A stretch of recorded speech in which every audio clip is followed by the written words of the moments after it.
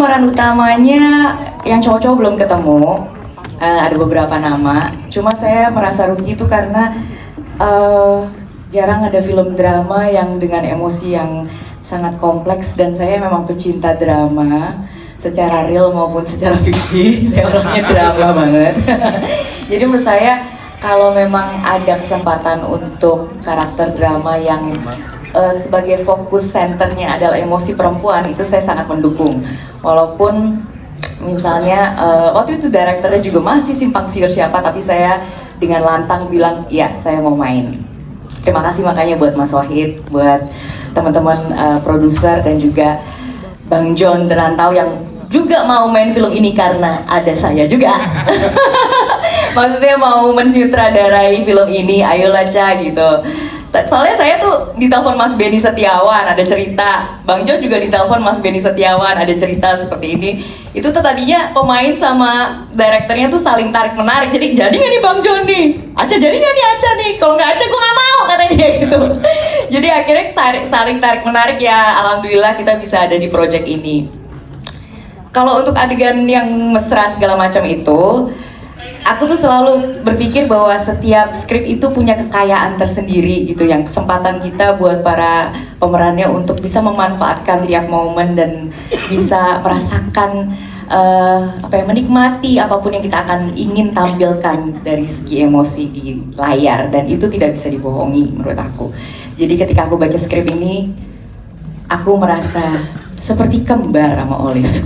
dalam hal perempuan itu pasti punya ego, perempuan itu pasti ingin diperhatikan, perempuan itu punya bahasa kalbu yang mungkin bisa dimanfaatkan, tapi tergantung pilihan-pilihan di hati dia, apakah dia mau memanfaatkannya atau tidak. Dan menurut aku belum ada film Indonesia yang membahas ini secara detail. Kalau untuk tadi pertanyaan Masnya yang bilang ada terlibat emosi-emosi yang beneran atau tidak, kalau berperan kita harus jujur Mas, harus jujur. Tapi bisa ditanyakan sama yang muda-muda ini bahwa saya adalah perempuan yang sangat mengayomi dan setia. Jadi yang muda-muda ini benar-benar ngebantu saya banget. Saya benar-benar setuju main film ini karena yang berperan yang muda. Yes. Karena itu lebih mudah buat saya buat mengontrol mereka. Terima kasih. Memang karakter yang saya perankan ini memang ya layaknya manusia ya. Ada sisi baik, ada sisi buruknya.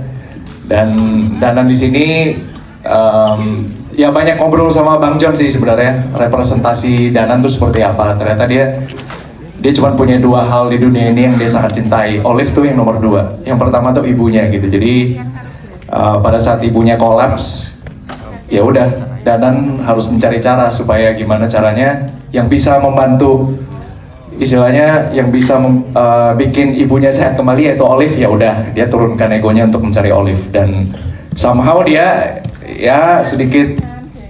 Kalian udah ini yang udah nonton ya? Udah selesai nonton. Spoiler nggak sih? yang pasti dia yang layaknya manusia, kita kadang juga bisa manipulatif sama orang tersayang.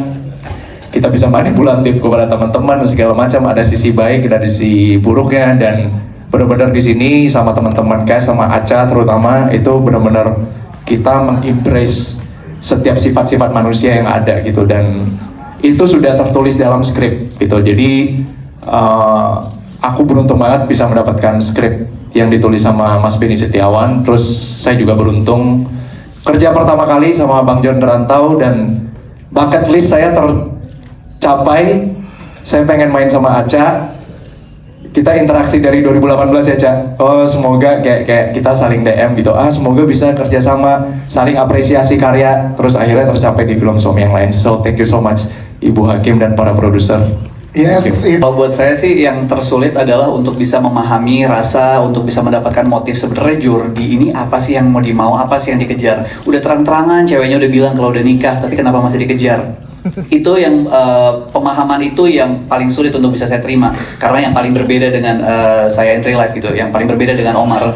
Tapi pada akhirnya tentunya semua teratasi pastinya dengan proses reading, workshop, kita juga banyak ngobrol, terus saya juga dapat banyak insight dari sutradara maupun dari lawan main tentunya mengenai apa sih tujuan Jordi, apa sih rasa yang ingin dia sampaikan, pesan yang ingin dia sampaikan. Dan tentunya terbantu gitu. Yes. Itulah yang paling sulit.